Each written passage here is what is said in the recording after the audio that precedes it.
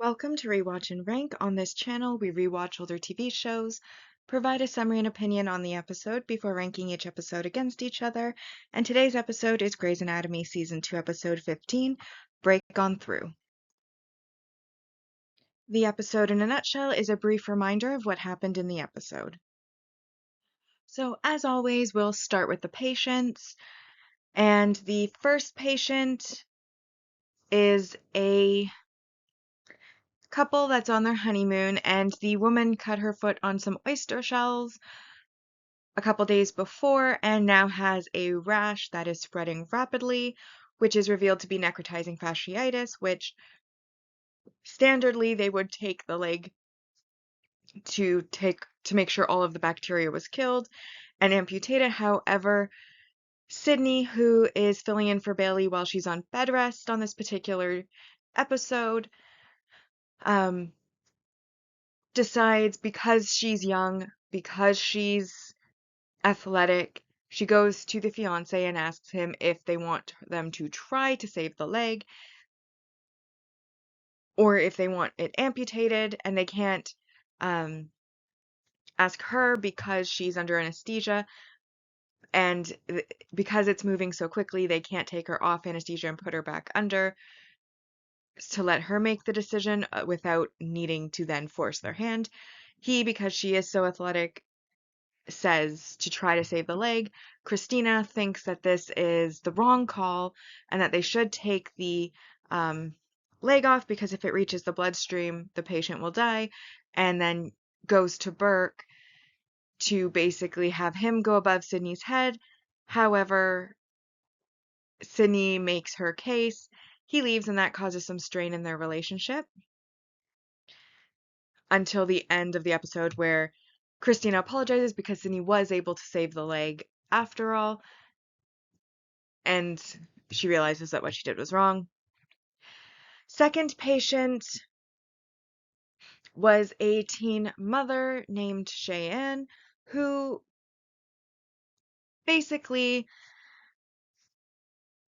Izzy takes that case, and her baby has a tumor on its spine that's pressing into its lungs and like has caused development issues. So they do the surgery through basically performing a C-section, bringing the baby half out of the womb, and then Addison and Derek do the operation on that tumor before then cutting the umbilical cord and fully birthing the baby. And while she's waiting for the surgery, the mom has to go to work, so Izzy promises to take care of Cheyenne, and she tells Cheyenne basically her own story, that she's from the same area, that she was actually in a neighboring trailer park is where she grew up, where her mom still lives, and how she had a baby that would be 11 now, so 11 years ago, and she gave it up for adoption because she knew she couldn't give it the life that it deserved, or her the life that she deserved. It was a daughter that she gave birth to,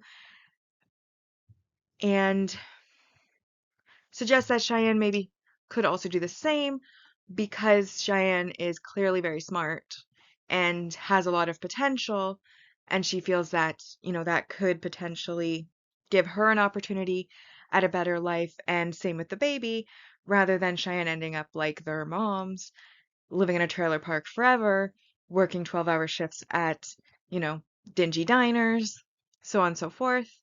The mother scolds her for that, but then Izzy makes her case that even if the mother thinks she's looking down on her, she could still be right, which the mother doesn't really have anything to say about.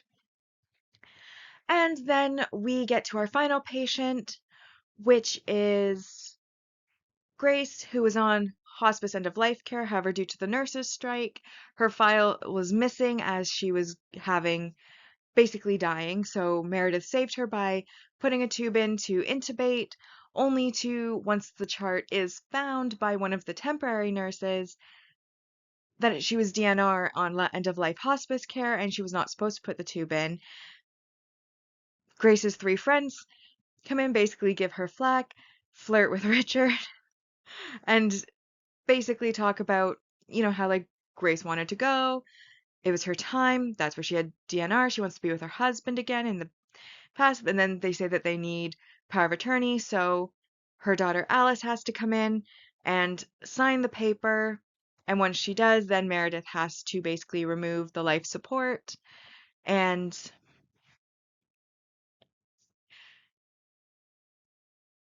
then obviously Grace passes on. Um, so that was all of our patients for the episode. Obviously, there was some drama around the nurses' strike.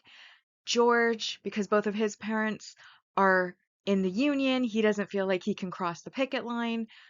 But because he is technically a doctor, the nurses end up using him to check on all of their patients from outside to make sure that, their patients are still being taken care of while they're on strike. And he, of course, is beloved by the nurses for this. And then Christina almost gets into a bar brawl with the nurses when one of them accidentally spills a drink on her after Karev makes a rude comment. Meredith, because she has to end the life support, has a bit of a panic attack, and Derek does come in and help her through the panic attack, and then they do cuddle for a little bit before they then, awkwardly go about their lives separately again. But it's a cute moment between them. And once again, highlighting that there's still feelings there. Then we have, of course, Christina having gone over Sydney's head to Burke, not as an attending, but as her boyfriend. He then starts to realize why it is that attendings typically do not date interns or are not allowed to date interns. And he said he never understood it before, but now he does. So that they kind of learn a lesson there that they kind of have to keep their professional and private lives a little more separate. Let's see what else happened. Meredith finds out that Richard has been visiting her mother, Ellis, in the old age home, and at first she does seem to be a little bit uncomfortable about it. But after seeing Grace die surrounded by all of her friends and her daughter being there, she realized she doesn't want her mother to die alone, and that Richard, when he shows up, she lights up and becomes happy. And so she then says that she wants Richard to keep visiting. Like she's not going to stop him from visiting her.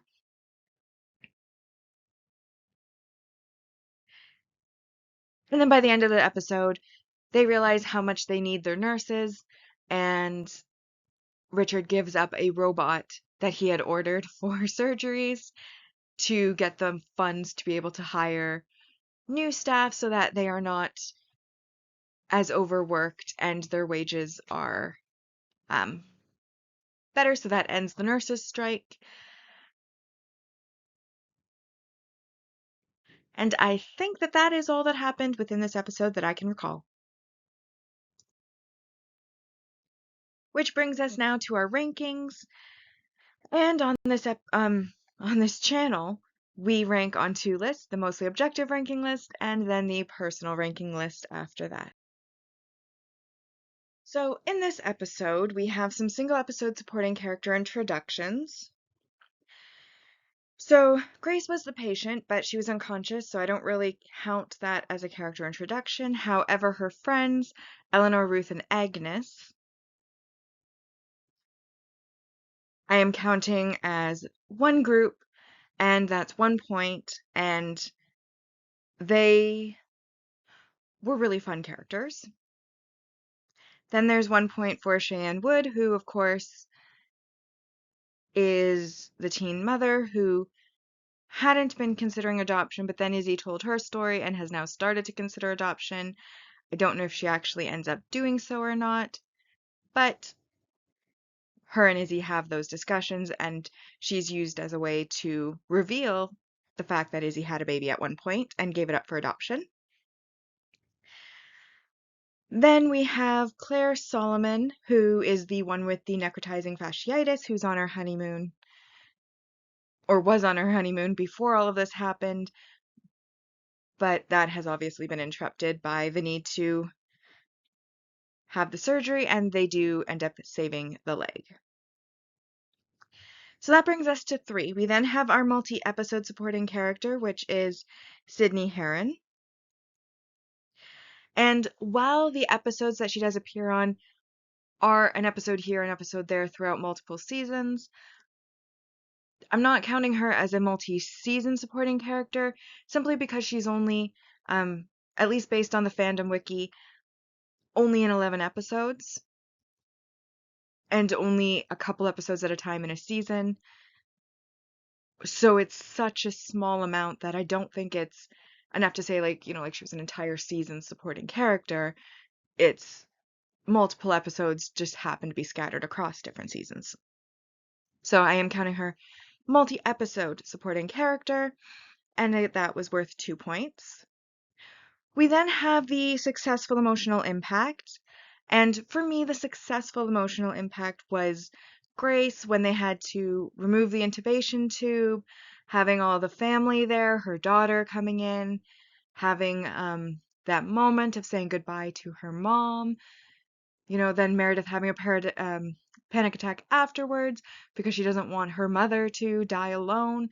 She wants her mother to be, like surrounded like Grace was.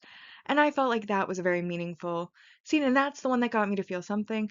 I feel like also, the teen mom, like Izzy was very emotional when she was telling the story about how she gave up her daughter for adoption and, close to tears, but she's always been an emotional character, so that's kind of par for the course.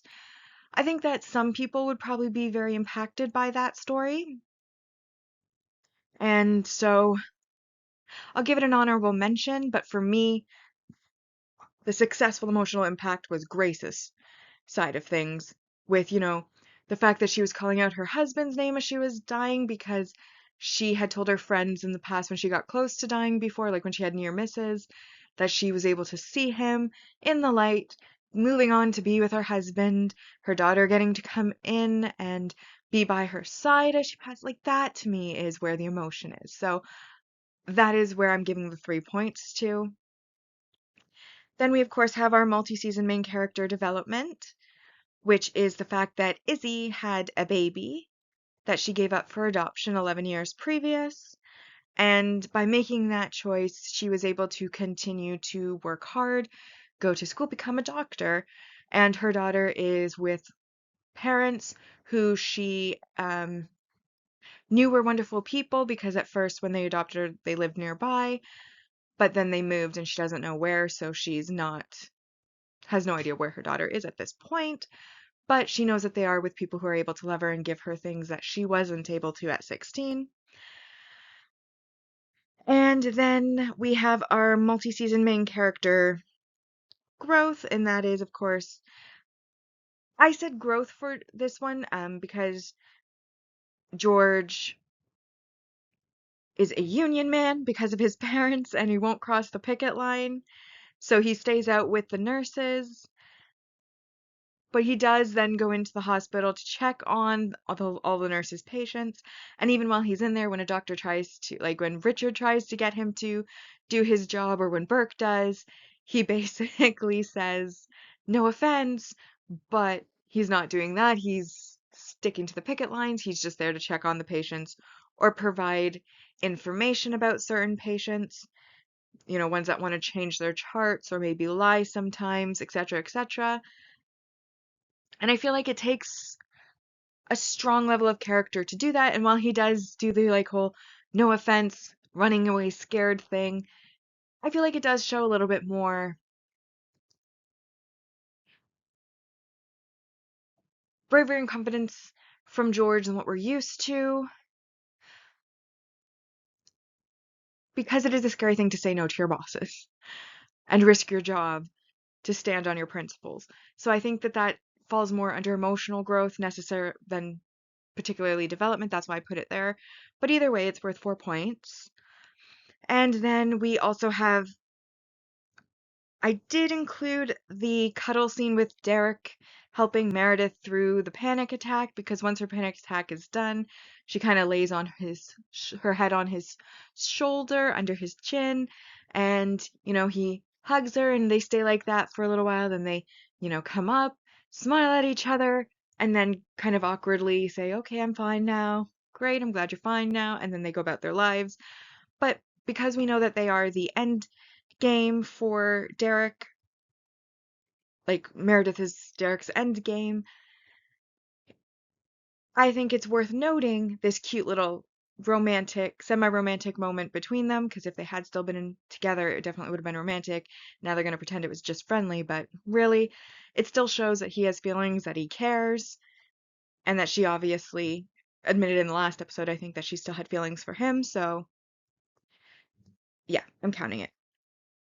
I don't always, because they're not technically together at this point, but this one I felt was a large enough moment to be worth mentioning.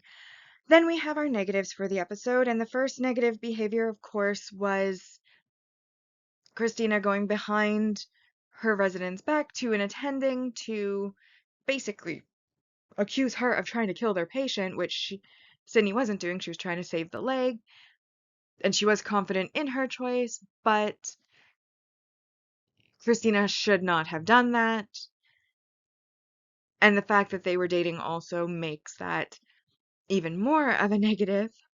And so that's worth -2. And then I do think that it did have a impact on their relationship. Like by the end of the episode, it was resolved, but I feel like the lesson learned by this little rough patch does carry forward. I don't remember every detail of every episode, but I feel like it's a lesson that would carry forward, that now like Burke kind of understands that by dating an intern, she might try to use him in this way and probably won't allow himself to be used again because he's understanding why it is that interns typically aren't supposed to date attendings. And so I think it's a rough patch because it would have a lasting impact. Even though they do obviously resolve the relationship by the end of the episode, the cause of it is ongoing, like I said. I don't know why I'm repeating myself over and over, but basically I'm counting it as relationship regression because it is a negative lesson that they've learned, but they have learned the lesson. Anyways, that still leaves us with 15 points. That makes it a 10 out of 10 episode for the mostly objective ranking. And so that brings us to our season 2 ranking so far for our mostly objective list. And of course, in first we have Make Me Lose Control, Into You Like a Train, Begin the Begin, Tell Me Sweet Little Lies. And then this episode, Break On Through, is in fifth. It is in fifth despite being 10 out of 10 because on the mostly objective ranking, when more than one episode has the same score, we rank in episode order. Then in sixth, we have Deny, Deny, Deny, Thanks for the Memories, Enough is Enough, Something to Talk About, Let It Be, Much Too Much, Bring the Pain, Raindrops Keep Falling on My Head, Owner of a Lonely Heart, and then in last place so far, Grandma Got Run Over by a Reindeer. Now onto the personal list, or personal ranking, I should say. I didn't really have much to say beyond what the objective list covered.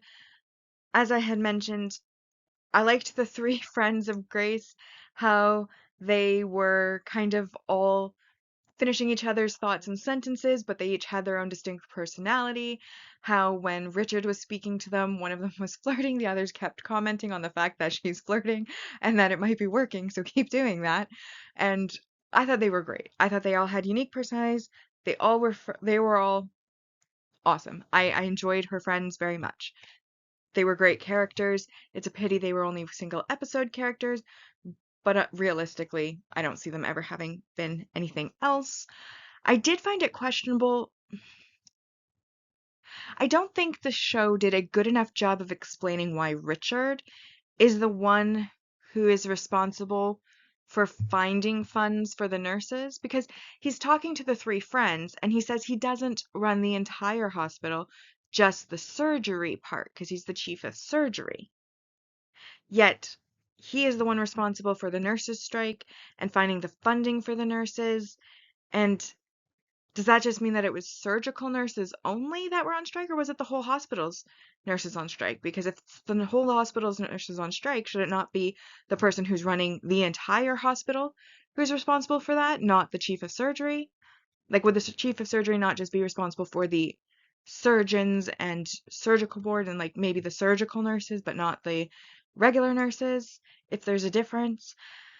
I'm not up on hospitals, how they run and whatnot. I don't have medical knowledge. I have said that from day one reviewing this series. But I just felt that it was a little odd that he'd have that conversation with the friend saying, "Oh, I don't run the entire hospital, only the surgeons, I'm chief of surgery."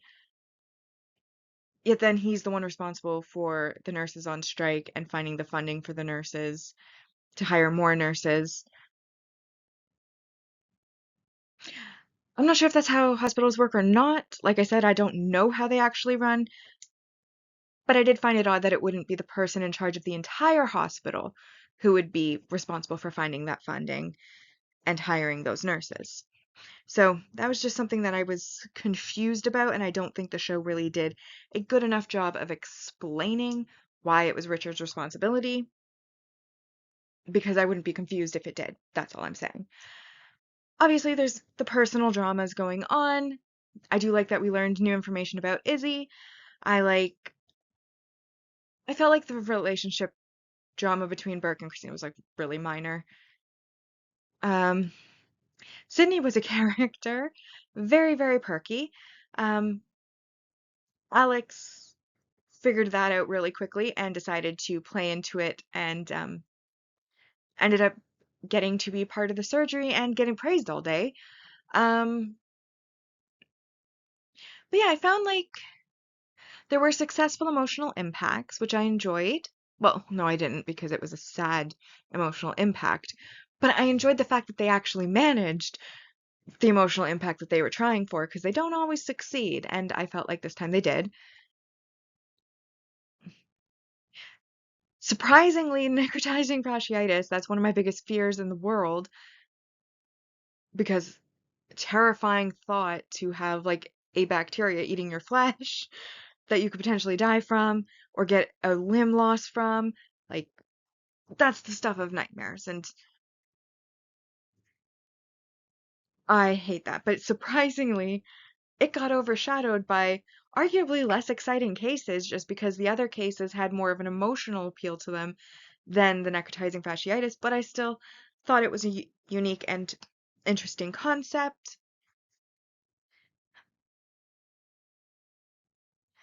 Overall, I decided this was a 9 out of 10 because I didn't feel like there was really any negatives. And I did enjoy the dramas surrounding the strike too.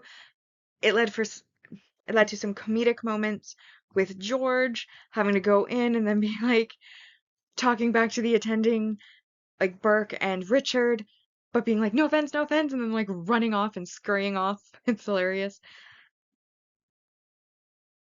The bar brawl that almost happened also very funny. So yeah, 9 out of 10. And that brings us to the season 2 ranking so far. On the personal ranking, which is in first, Make Me Lose Control, Raindrops Keep Falling on My Head in second, Something to Talk About, Into You Like a Train. This episode is fifth, Break On Through, then Deny, Deny, Deny, Let It Be, Tell Me Sweet Little Lies, Begin the Begin, Thanks for the Memories, Much Too Much, Enough is Enough, Bring the Pain, Grandma Got Run Over by a Reindeer, and then in last place for me is Owner of a Lonely Heart. And that brings us now to our final segment. And our series rankings so far are mostly objective. For season 1 was 77.78%, and season 2 so far has 113 out of a possible 270. Personal ranking was 66.67 for season 1, and season 2 so far has 107 out of 270. With that, we've now rewatched and ranked Grey's Anatomy Season 2, Episode 15. Break on through. Like and subscribe if you'd like to, and I'll see you in the next episode.